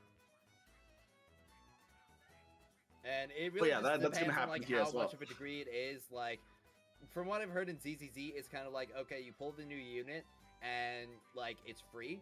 And if you don't pull the new unit, then it's like, I don't know, taking a 56k phenol through the expanse right now. No, that's something that's gonna happen with every gacha. It just kind of depends how bad the power creep actually is. Like if we're going from being able to clear the expanse easily to not being able to clear it at all in like one patch, that would be a big issue. Yep. But if it happens in like a year, then probably people won't complain too much. Yep. Well, I feel like we've kind of done the rest on this topic. So next up, I had challenging activities aren't more rewarding than mindless ones. I blew my mind. The second I saw Grandmaster come out and I saw it have the exact same loot pool as Master and Strikes outside of key drops, I was like, what? Like, why would I play this activity once I'm out of keys? Like, what's the point of this activity besides the keys? And the answer is nothing. There's no point of it outside of the keys. The worst aspect to me of this is the fact that Iron Commander will actually give you more rewards than spending your Pinnacle Energy on a Grandmaster Strike or even a Calamity Ops. Yep. Yeah, that's wild. Yep. Especially because they're requiring probably triple your time investment. Mm-hmm. Yeah, you're getting more rewards for not playing the game than you are by playing the game. Right. At least when it comes to the difficult contents, like the Grandmaster Strikes. I don't understand who greenlit this on the back end. Because I feel like, and maybe it's a failure to translate between language barriers. I don't know. But when we told them we wanted more difficult activities, we didn't mean for the same rewards. And I guess they didn't comprehend that. I guess I don't know if it's a language, like it could very well be a language barrier, to be honest. They might have just seen, oh, they want it to be more hard and not even thought, well, if it's going to be harder, we should give them more. But I mean, I feel like it's common sense. So I don't know who greenlit this. I assume it's the same person greenlighting the events that they've been throwing out and the rewards for those. But you know, I just that is one of the most frustrating things to me. Is just how unrewarding the high-end in-game is, because like for someone like me, I'm not worried about crushing leaderboards necessarily, but I am worried about crushing content. I liked doing GMs in D2, and I like doing hard mode raids in D2. So for me, it's a lot more of a situation where I just really want to focus on that. That's the thing, though, that you have to think about it too. Is like, what was the enjoyment from crushing GMs? Like, was it the exclusive loot pool from GMs? Did you enjoy that GMs had its own special loot pool of adept weapons and nightfall weapons? Yeah, exactly. I love popping into a GM, spending like 40 minutes on that strike, and coming out with 2 golf balls and an adept. Yeah, like that's the thing. Like we need some sort of incentive. Like either whether it's a different weapon. I'm not saying bring adept weapons into this game, God forbid, but especially with especially with the materials right now, I do not want to throw materials. It'd be nice, but fix the material system. I would love adepts. Yeah, same. The main issue right now is the materials. I don't want adepts if the materials are staying the same, but just some sort of maybe different weapons, better weapons. Harold says Calamity Ops is pretty rewarding. Grandmasters are pretty rewarding on the first clear. Yep. Once you run out of that keys, or once you get that ranking Calamity Ops, then you are just waiting for the reset. Because spending your pinnacle energy in Grandmasters or Master Strikes is the exact same spending it in a Heroic Strike, which is less than what you'd get for AFKing in Iron Commander. Speaking of which, why do rank rewards not reset? They do reset. The rank up rewards reset on a seasonal basis. Oh my gosh, dude. Are you serious? Yeah. Yep. On a seasonal basis, not an X basis. I have a question for those of us who were in the beta, because I could have swore I remembered this from beta. Ranking up Calamity Ops was not as fucking atrocious as it is right now as it was in the beta, correct? Because I remember it was much easier to get up to max rank in the beta. Correct, but it may also be because of the higher competition now. That's the thing. I like. Does the competition even matter outside of like the last 2 or 3 tiers? Like up to Expert 2, it's literally just a score threshold, isn't it? Well, if you're at rank 200 on Expert 1 or on Expert 2, and somebody comes in and beats your score, I think wouldn't you get put into the relegation zone for Expert 2? I honestly have there's not a good enough explanation in game on how it works. Whether like other people's scores matter. I just assumed it was for Expert 2, this is the score threshold and this is what you need to hit to get promoted to the next zone. And I'm talking about like the top score, not like getting into the promotion zone specifically, just like hitting that top score. I found in the beta, hitting that top score to get to the next zone was, as long as you were at power level and had matching Sheikah and element types, it was basically a breeze. And it was once you hit that end zone where leaderboards started mattering that things actually got difficult. Well, we do have an overseer in here, so I would love to hear your take on it, Fi. Yeah, so one, I just want to say I enjoy how difficult it is. I enjoy the difficulty. I enjoy how optimized I need to make my runs and how sweaty I need to be. Okay, the difficulty is not negative to me, it is a positive. I do not enjoy the fact that casual players are straight up just locked out of a significant portion of their necessary character upgrade materials because they are not able to perform at a level that somebody like me or other dedicated players can. Yeah, that's what I'm trying to get at here. Like, you obviously had a set team when you went through to get your oversealer, but imagine most of the casual player base who are just matchmaking into this activity, who can't even we're not even talking about like overseer level quality. We're having people in matchmaking who can't even make it can't even make it to fucking Expert 1 because the score thresholds are just insane.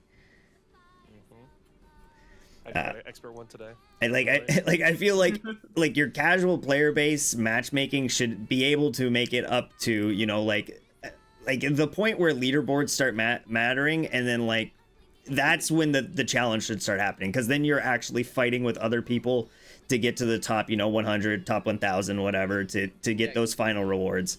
Because when it comes to those score thresholds, if you're meeting those score thresholds, you're probably a top 100 player already. Yeah. Or like 100%. And especially with the way it feels right now, it feels like if you don't got Ning Fei, like you're not hitting an expert one. Like if there's not a fucking 70k Ning Fei, like the activity will ask for 64k, but if you don't have a 70k Ning Fei and Gwyn on your team, you're still not making that threshold. Well, you could probably do it with Wolf at some point. Fair. I say probably because I did it. The top 1%. Okay, but Wolf has I was gonna say Wolf has a really high skill ceiling too, though. Yes. Like, That's accurate. if you're going to run him, you gotta be on it. Yeah, that's always what I say whenever I talk about Wolf. Number 1 Wolf right here. Yeah. Period. So. And beyond that, the next topic I had was terrible rewards for milestones, like Acclaim giving Bright Dust. Yeah.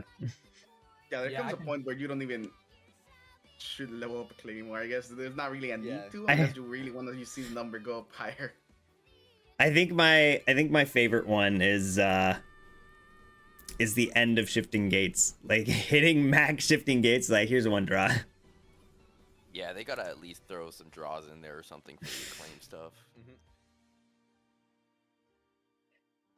Especially like a lot of them are. I find a lot of it is it's like low bright dust, and then it's some of those like it's just like the pigment stuff that I find most of the community just doesn't give a shit about.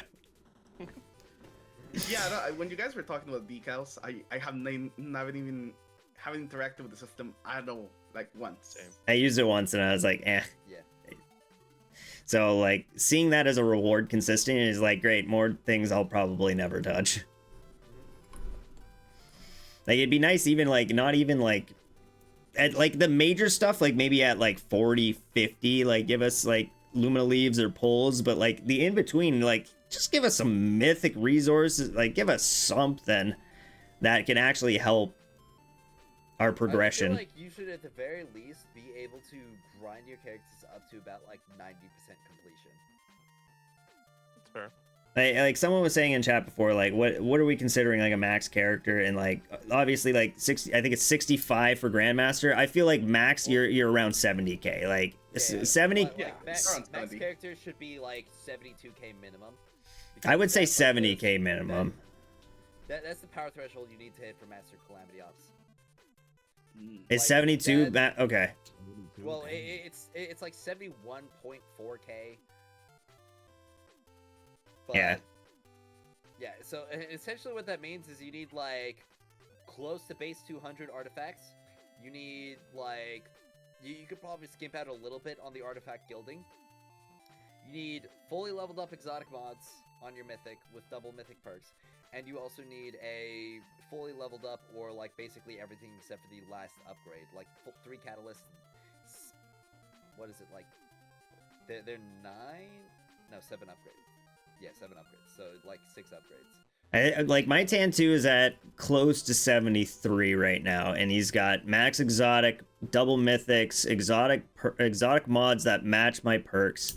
I've maxed my gilding, and then my artifacts are around like 27, 28. Yeah, so it's a very, very tight threshold, especially because, like, even with the theoretical maximum power I already talked about before, how it's, like, literally, well, I say literally impossible, but it's, like, completely unreasonable to get 220 artifacts. Like, so you basically just have to hit, like, that 200 or, like, slightly above 200, and you just have to deal with that. Because otherwise you're literally going to be spending a month of pinnacle energy on a single exotic artifact. Yeah. It brings us back to RNG on exotic mods. Artifacts. Back to like the reward system in general. So obviously, you know, that the final thing related to Destiny Rising that we haven't like done dedicated topic session on was the small amount of communication. And I know we talked about it like slightly, but I feel like it needs some reiteration that we just have no confidence or nothing to like inspire confidence going forward, because the only thing that we've gotten like related to a roadmap or like a design for this game is the fact that they told us that every single month we're going to be getting a game update, like, and there's going to be like a season launch, then an Act 2 launch, and then the next season, and then the next Act 2, so on and so forth. Okay? And the first thing that they told us on that live stream, the quote game content update that they were giving us was the Season 1 update. Alright? And what we got on that Season 1 launch was Estella, Umeko, their character quests, and that was it. Isn't that somewhat relatable to like from what I've heard from other gachas, like their 1.1s are usually like a character and a character quest and nothing else too amazing? But no, not really. Like No, it's pretty low. oftentimes, yeah. Oftentimes when it comes to like gachas, I know especially for like Wuthering Waves, we had a full main story update. We had like obviously both the characters, and Destiny Rising is probably just operating like Act 1 is kind of like the first half of the patch, and Act 2 is like the second half of the patch. But that's like a really, really long patch cycle. Like most gachas usually only run like a 6 to 7 week patch cycle. yeah. But so obviously adding another month on top of that. But we got no new regions, no new like main story updates. We got like a couple character quests, which I will say I am very much enjoying the character quests. Yes. However, I'm enjoying them because I'm somebody who likes story. However, when it comes to the Destiny player base, story is very much not the focus for like most people playing. I was saying I never touched them. I feel like I know a lot of people who just skip every single cutscene. Yep. I feel like they also might have a little bit of a benefit here coming from the Destiny player base, because a lot like even hearing like expecting a new destination on like 1.1 updates and stuff is kind of crazy to me, because coming from a Destiny player who's used to not seeing anything for fucking a whole year when it comes to new content. So my impression of Destiny Rising is that it was going to launch a bit lighter on the content, and then we'd be getting like constant updates, because any kind of like this is a brand new game, so we don't have like anything previously like when we're talking about like a Destiny expansion. Yeah. So like Destiny 1, Destiny 2 launched with like 4 destinations, essentially like full campaigns for each destination and like the overarching campaign. All right, we had obviously like the hundreds of different weapons, a ton of different strikes to play with. Okay, Destiny Rising launched with essentially 1.5 destinations, because we don't even have like the entirety of Red Sea Rift.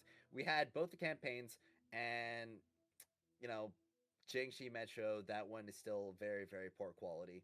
Is there going to be more of Red Sea Rift? Because I remember the Triumph stated, yeah. At least story-wise, like we're not done in Red Sea Rift.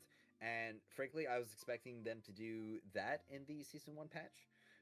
Or I was definitely expecting a little bit, like, I mean, it gives us a little bit of a advantage, or I don't even want to say advantage, but the people who played beta had basically already experienced the entire story. So I was kind of expecting, since that, I think it was 4 months ago that we played beta, that there might have been like a little bit more tacked on to the end or something else. But there's just nothing. Like, because I remember in the beta, the triumph for completing Red Sea Rift said like 2 out of 3 zones. So I was like, oh, okay, maybe in the full game we'll get another zone for Red Sea Rift, but we obviously haven't seen anything yet. And obviously going forward, like I was just straight up expecting there to be a little bit more, but like comparing the content that was available in the beta and comparing the content that's like currently in the game right now, the only extra stuff that we have received was the Eclipse event, which I will say it was really, really good. Yes. But it's an event and it's gone now. Morgan's Hunt, which was fun for the first 3 clears. The Sparrow Racing event, which isn't even like a new content or mode upgrade. Like it's literally just Sparrow Racing with like one extra modifier on the same 2 tracks that we've been racing. Same singular track. Sparrow Racing. It is one new track in Sparrow Racing. So outside of the events, the only like new piece of content that we've received going from beta to launch, at least like game content, like stuff to do in the game, not like system changes, was that one singular Sparrow Racing track. And when it comes to like systems, obviously we had the artifacts rework, which I will say I very much prefer the new artifact system to the old one. The old one was terrible. I think pretty much everyone agrees on that aspect. The mod system, it's kind of like... To be fair, I think we also got some character quests that weren't in the beta. Oh yeah, we also got some more character quests, but those are again just kind of like one and done deals. Yeah. It's not something like a strike where you can play over and over again. Yeah. Like you play through that character story mission, and again, like a whole bunch of people, character story missions might as well not exist. Yeah. Yeah, it would have been nice to see at least maybe a couple more strikes since release.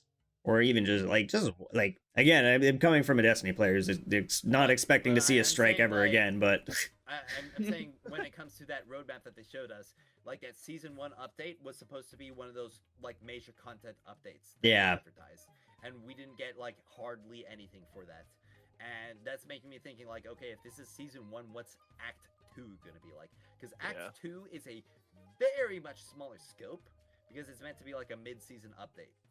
Yeah, I'm not expecting Act 2 to be anything big. I don't expect us to be like... Here's a new battle pass that you need to buy. Here's one new exotic and one new character in a character quest. That's kind of like what I'm expecting. I'm expecting to be Hell's character quest. I don't think that we're getting a 4-star personally. I think Rossi's a 4. Could be wrong. I don't think that they're going to release an Arc 4-star along. I feel like we're already at that point. Did they advertise Umeko before the release? Yes. Yeah, like I feel like we're at that point where they would have advertised it by now. Yeah. And what do we think the exotic's going to be in the battle pass? Is it the bow? Probably. I'm just going to say, if it's Trinity Ghoul, I am crashing out. Yeah.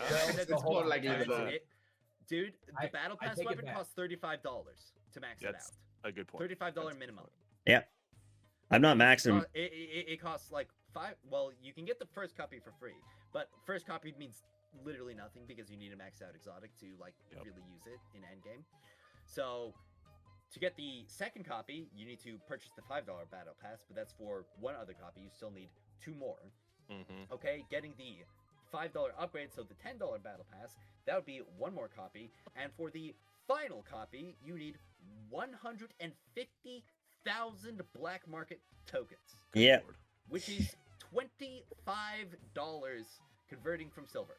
I mean, yeah, there's ways in game to get black market coins to like bring it down a bit, but that means you're spending all your black market coins on it. Well, yeah, and then like good luck leveling up the exotic because you have no photons. Yeah, exactly. But like the thing is, you would have to plan ahead for that. Like there's no way to get around for spending the black market coins because you only get like 2K or 20K black market coins. I think a week. You get 20K a week, so you'd be short 70K black market coins even if you're spending all of them on like as like a low spender or free to play. And like if you're a low spender, you've got battle pass, like the $10 battle pass plus the monthly card. Like that monthly card, you're getting maybe around like 40 to 60K tokens. So you'd be able to just potentially just barely be able to purchase all 3 copies as somebody with the monthly pass and somebody with the $10 battle pass. So that's already $15 bare minimum across an entire month, and you're getting 0 photons. I feel like my 2 major issues are A, the rewards from the battle pass are very lackluster. Oh, absolutely. You don't even get pinnacle energy rewards until like level 35 and beyond. You get like prisms, glimmer, like purple and blue sheaths. It's so useless. Oh yeah. And the other thing is that we just on the post 50. Yeah. But the other issue is that we just haven't received any communication, and I'm not surprised because they want people to spend money on what happens to these exotic weapons after the pass is gone? Like, is it going to be added to the pool? Are you going to be able to, is it just going to stay in the shop and you'll be able to add, spend future battle pass resources on previous weapons, or is it just gone? Like, my theory on it is they're going to put it into the black market. It's, or not the black market, but they're going to put it in the battle pass shop. It's already technically there. And just leave it in there, and then you'll be able to buy old exotic weapons with future battle pass currency. Yes, they'll just increase like the number of, like, right now you've got, what is it? 1 at 60 and 1 at 40. They'll just make it 2 at 60 and 1 at 40. That's what they'll do. And then, so they'll increase the number of copies you can buy, basically. And the problem is, you know, you'll use your resources to get that last copy you need, and guess what? Now you don't have the 3 copies for the new exotic for the new season. Exactly. And like, I frankly don't feel that like reissued Destiny 2 weapons should ever be considered premium content. Like, period.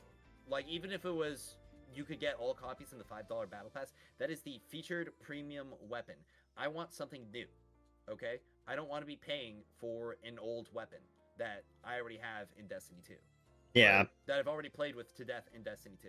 I feel like that would be the most Destiny thing that they add to the game, though. That would be the spirit of Destiny, paying for the exotic again. I feel like there's definitely a crowd out there who would see it the other way around, where they would get super fucking hyped if they saw like a Galahorn in the pass or something, you know. But like, even then, I agree with you. I feel like new stuff should be in the battle pass. Hit like a wet noodle. The thing is, when it comes to reissued stuff, I want to be able to earn it. Yeah. Like bad juju. Like weapons in general, I want to be able to earn it. Like, I don't want to have to pay $35 to get freaking Trinity Ghoul. Right. And like pay $35 plus whatever else it takes to get the photons and the cores. Yeah, 100%. This game already costs so much outside of that. It's frankly, I just find it kind of ridiculous. Yeah, I feel like it's even worse too for people who are strictly coming from Destiny and who haven't played gacha games and haven't seen what those systems are like. It's definitely gives a different perspective on like, oh, okay, so I was paying, you know, $130 for a year's worth of Destiny content and getting tons of cool shit, and here you're expecting me to pay $140 plus to max out one character. Yeah. A month. Like, yeah, and beyond all that, like, what happens if there's like a new exotic, if there's like a new weapon, and there's no new content to test it on? Yeah. Because like, if there's no new strike, no new gauntlet blitz, no new like region or like difficult boss, or so, like, obviously there's going to be more events. We already know there's going to be more events, but events are just, they're temporary. Filler. Yeah. It's filler. They're the in-between. Mm-hmm. And don't get me wrong, there's some really, really good events, but like, if you want to have like content that's built to last, like, frankly, I feel like Eclipse, if they just like kept it in as a hard mode with like increased rewards, that it would have been really, really good. It's still in the game right now, isn't it? You can still play Eclipse. It's gone now? Gone. Okay. It's gone. It's gone. When did it leave? Because I thought it was still there last time I checked. The event. Yeah, when the event ended, it left. It's gone. Yeah, that's what I'm saying though. When did the event end? Oh, like Sunday? Sunday, I think, was the last day me and Misery and Unknown were doing those carries. Okay, all right. Yeah, that's what we'll call that. Bro. Yeah, listen. Yeah. And like, that's such a big disappointment, because that was like probably one of the best experiences I had in Destiny Rise. Yeah, that's crazy that they would literally just remove their hard mode raid. Yeah, but also like, crazy. the other question is like, does it have room to stay? Because nobody's gonna play it if it's not giving rewards. I would play it for fun. I mean, obviously, like, we would play it for fun, but the issue then comes down to like, what's the intrinsic desire to go through it, apart from like, I want to go through it for a challenge. Like, even if it's something as little as like, oh, you need to do it for a seal, or you need to do it for a triumph, like, you do that once and it's it's over. Like, there's no adapt weapons. There's no real reason to go into it. I feel like the same with Grandmaster. Like, I feel like they should make it so maybe there's just higher percentages on rewards or more rewards.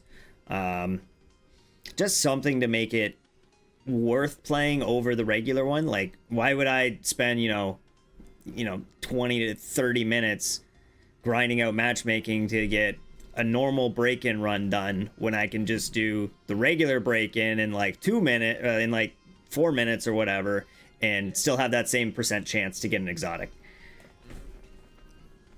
Yeah.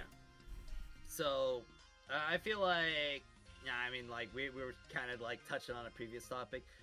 We've kind of gone through pretty much everything, and obviously, to summarize, there are a lot of issues with the game, a lot of like major issues that are leading to high player base like churn and drop off.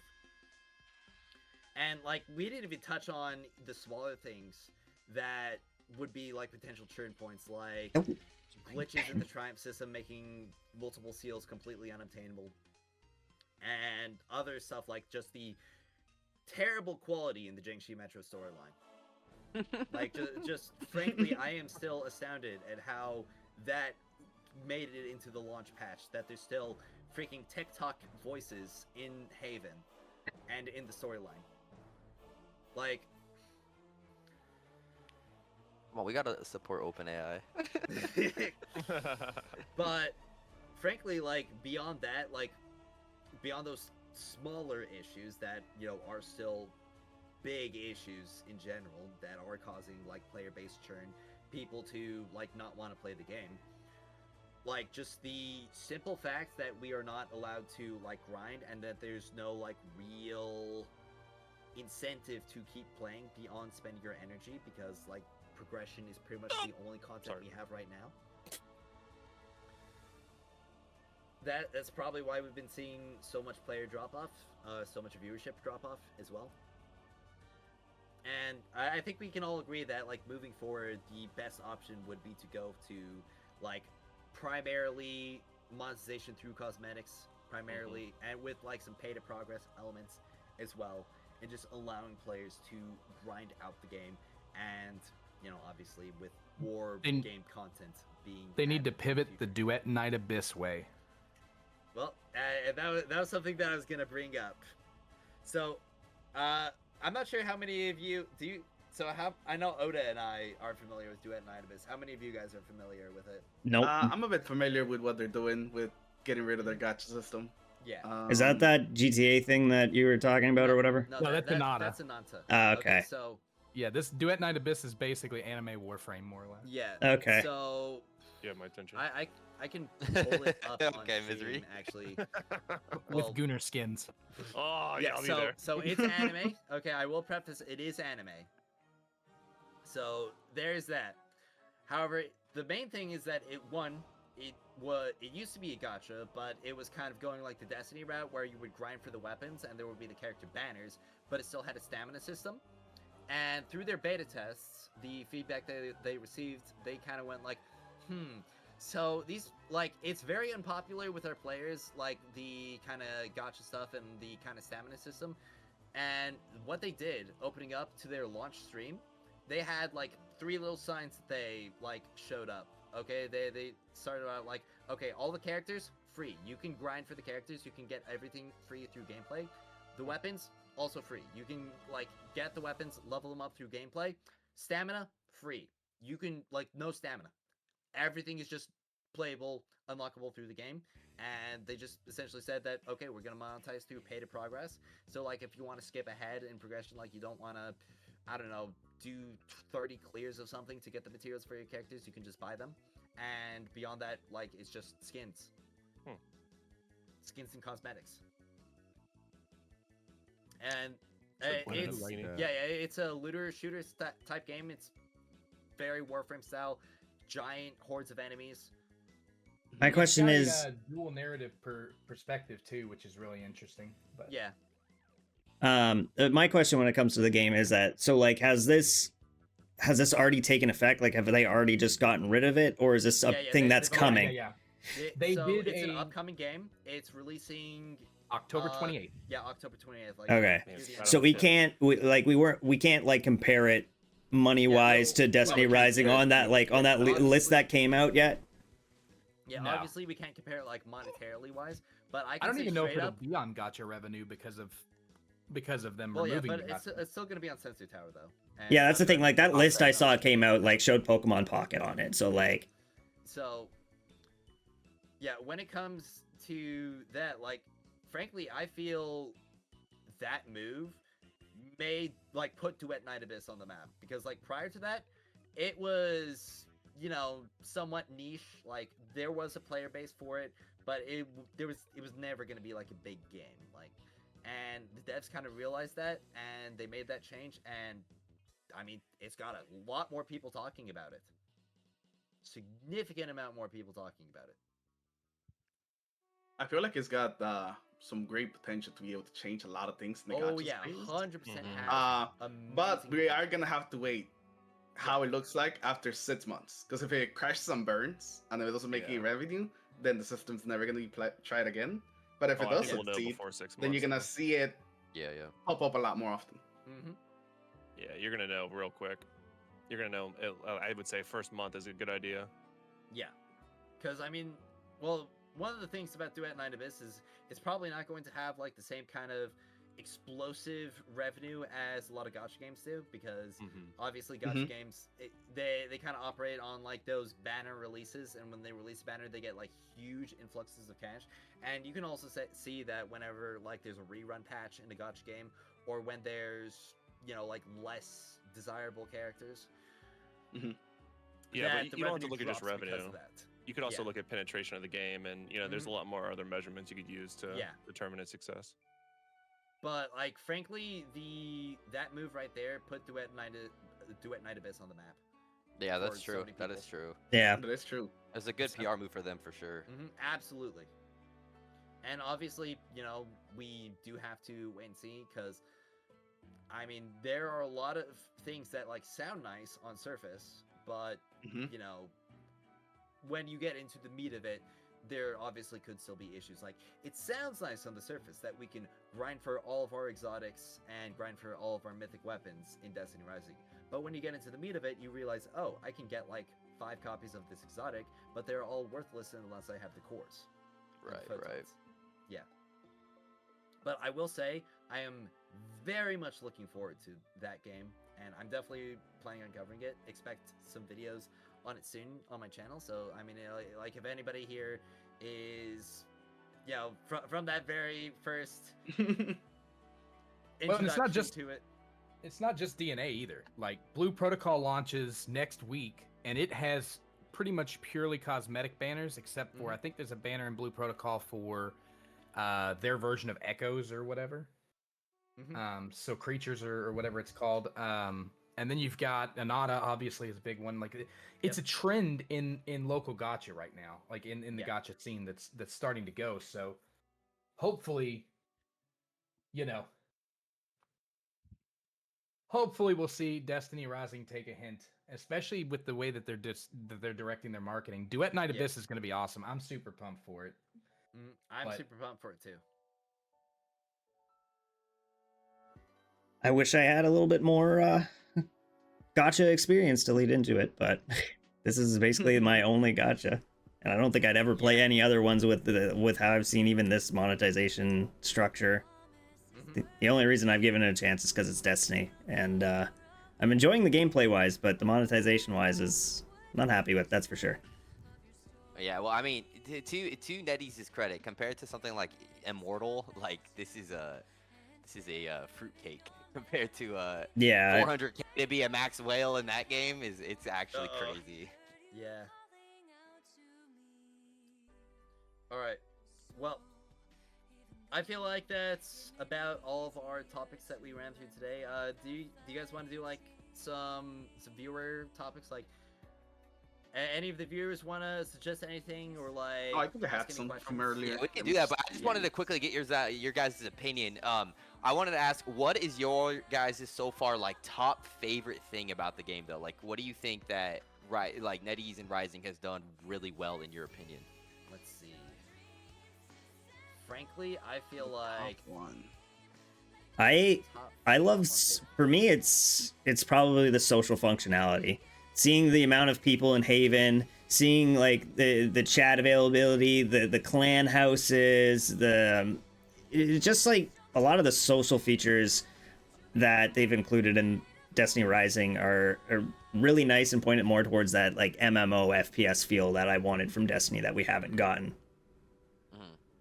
Yeah, social features. I agree. Yeah, the social features are way better than D2. I mean, even as something as funny and dumb as fishing, you know what I mean? Like, my chat just knows me as the guy that pulls out a fish mid-raid at this point. And like, you know what I mean? Just something as dumb as that coming from the social aspect, I think they hit the nail on the coffin with that.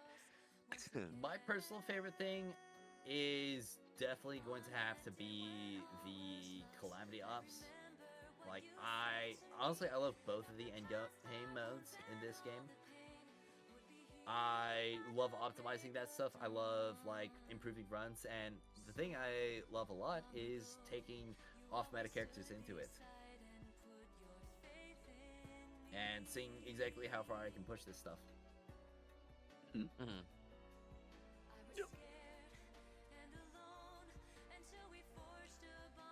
I was gonna ask Agent and anyone else, because we have a lot of kind of like events or I guess activities that are kind of like on a time basis, right? What are your guys' opinion on if they had instead? Because I know at least some people in my chat have talked about they wish that there were game modes where it wasn't necessarily you're rushing for time, but more of a like it's hard enough that like just completing it would I would love to see if that makes sense. I would love to see more. Yeah, I think it's good if they have different types of games. Yeah, I feel like that's content, and we need speed content. I feel like that's something that we definitely touched on earlier in the chat when it comes to just having different like survivability or like ad clearing or like speed, like just a variation of end game content.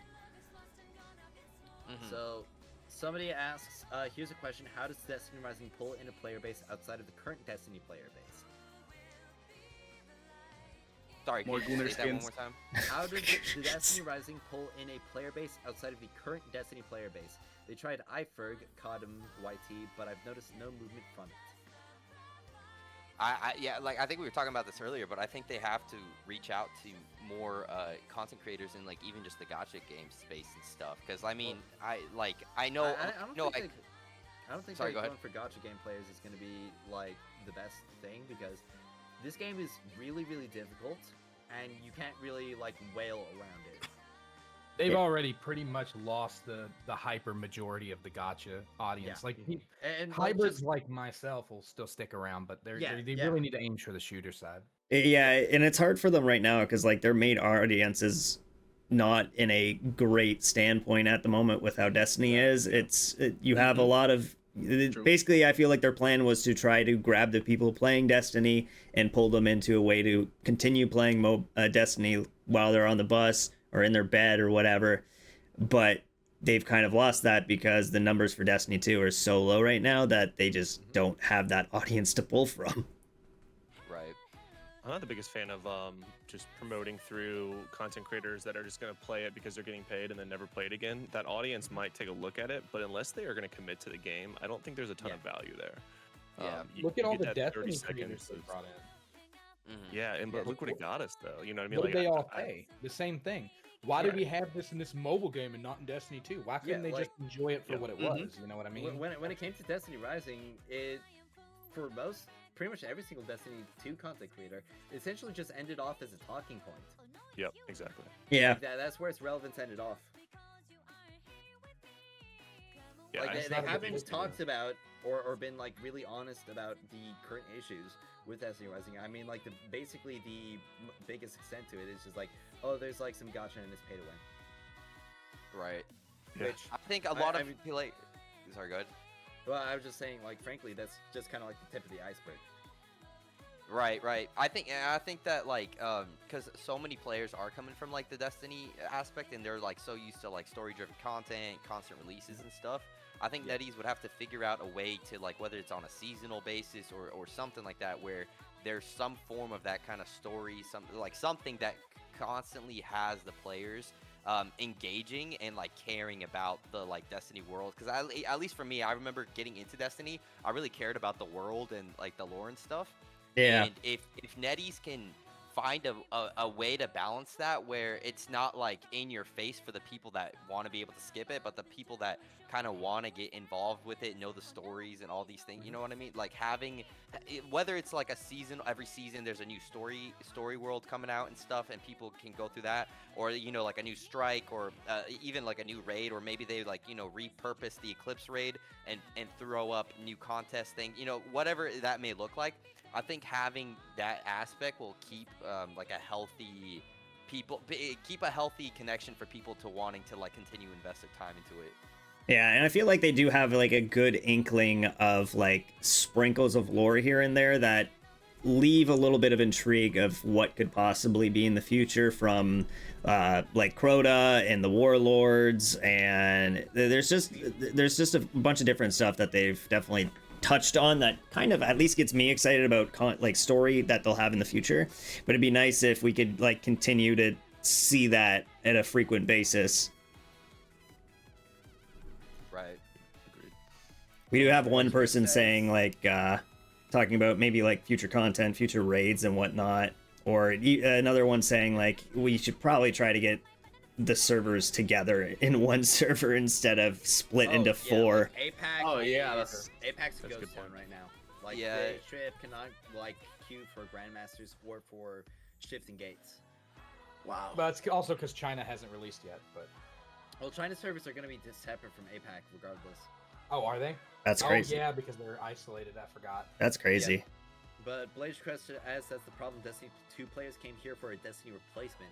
But the infrastructure is a gacha. It can't fill 14-hour-a-day gamer Destiny 2 players. But that's who they advertise to. Well, that's yeah, exactly. Their fault. That's who they advertise to.